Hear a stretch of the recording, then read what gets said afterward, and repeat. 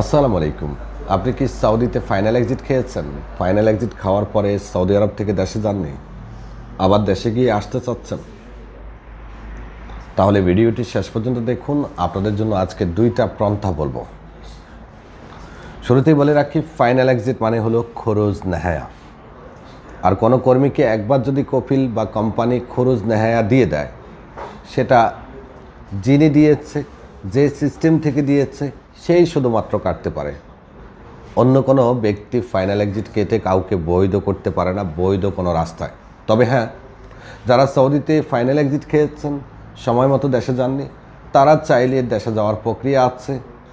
দুইটা সিস্টেম বর্তমানে কাজ করে। আগে কিন্তু এই সিস্টেমটা ছিল না। গত বছরখানেক ধরে এই দুইটা সিস্টেম কাজ করে। একটা হলো শুধুমাত্র আপনি যাবেন কিন্তু আসতে পারবেন না, আরেকটা হলো যাবেন এবং আসতে পারবেন। আরও একবার আপনাদেরকে স্মরণ করিয়ে দিই, খেয়াল রাখবেন, ফাইনাল এক্সিটের মেয়াদ হলো 60 দিন। আমাদের অনেকের মধ্যে ধারণা হলো যে ফাইনাল এক্সিট দিলে, ফাইনাল এক্সিটের মেয়াদ শেষ হলে আমরা অন্য কোথাও কাফালা হতে পারি। না, ফাইনাল এক্সিটের মেয়াদ শেষ হওয়ার পরে আপনি অন্য কোথাও কাফালা হওয়ার কোনো সুযোগ নেই। যদি আপনার কফিল আপনার এক্সিটটা কাটতে চায়, তবে সেক্ষেত্রেও শর্ত সাপেক্ষে সে এক্সিটটা কাটতে পারবে। প্রথমত আপনার ইকামার মেয়াদ বাড়াতে হবে। আর যদি ইকামার মেয়াদ থাকে, তাহলে আপনার এক্সিট এক্সপায়ারের যে জরিমানা আছে 1000 রিয়াল, সেটা পেমেন্ট করবে। দেন আপনার এক্সিটটা কাটার জন্য জাওয়াজাতে রিকোয়েস্ট পাঠাবে। এটা হলো ফাইনাল এক্সিট কাটার বৈধ প্রক্রিয়া। শুধুমাত্র আপনার কফিল, যিনি আপনাকে এক্সিটটা দিয়েছে, তিনিই কাটতে পারবে। আর যাদের অলরেডি এক্সপায়ার্ড হয়ে গেছে অনেক বছর, 2 বছর, 3 বছর, 4 বছর, 5 বছর, এখন আপনি যদি ফাইনাল এক্সিটটা আপনার কফিলের মারফতে কাটতে চান, এক্ষেত্রে আপনি বিভিন্ন বাধার সম্মুখীন হবেন। প্রথমত, যেহেতু অনেক বছর হয়ে গেছে, হয়তোবা আপনি আপনার কফিলের সিস্টেমে নেই, অথবা আপনাকে সাসপেন্ডেড শো করে। আর যদি কফিলের সিস্টেমে থাকেনও, সেক্ষেত্রে আপনার কফিল যদি আপনার 2-3 বছর, 4 বছর ইকামা এক্সপায়ার হয়, সেক্ষেত্রে নতুন করে সমস্ত ইকামার টাকা ডেলে, ইকামার জরিমানা ডেলে তারপরে গিয়ে আপনার ফাইনাল এক্সিটটা কাটতে পারবে। এটা কিন্তু অনেক বড় অঙ্কের খরচ। তাই আমরা আমাদের প্রবাসী ভাইদেরকে সবসময় সঠিক পরামর্শটা দেওয়ার চেষ্টা করি।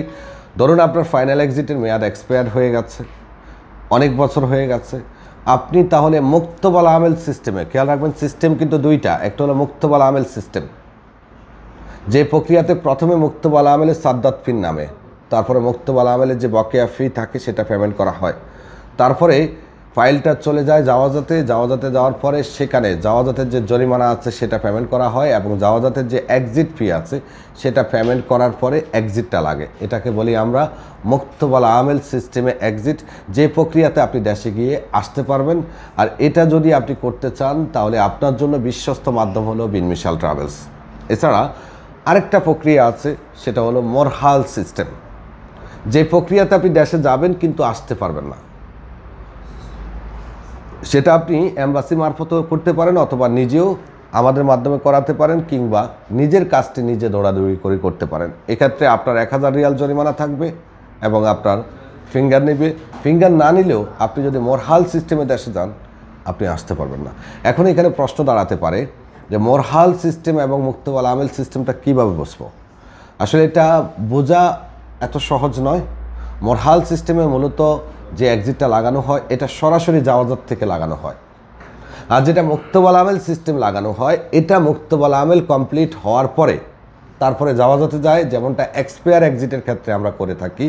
ঠিক একই প্রক্রিয়া, প্রথমে মুক্তবাল আমেলে যায়, সেখান থেকে এটার ক্লিয়ারেন্স আসে, সাদ্দাত নাম্বার আসে, পেমেন্ট হয়, দেন ফাইলটা চলে যায় জাওয়াজাতে, তারপরে গিয়ে এক্সিটটি লাগে। আপনারা যারা আছেন, যদি এক্সিট খেয়ে থাকেন, দেশে গিয়ে আসতে চাচ্ছেন, তাহলে আমাদের অফিসে যোগাযোগ করুন। আমাদের অফিস মক্কা, জেদ্দা, মদিনা, তারপরে আছে দাম্মাম এবং রিয়াদে। আমাদের রিয়াদ অফিস এখন আবার চালু আছে। কল করুন আমাদেরকে আপনি দেশে গিয়ে আসতে চাইলে। ধন্যবাদ, ভালো থাকবেন, আল্লাহ হাফেজ।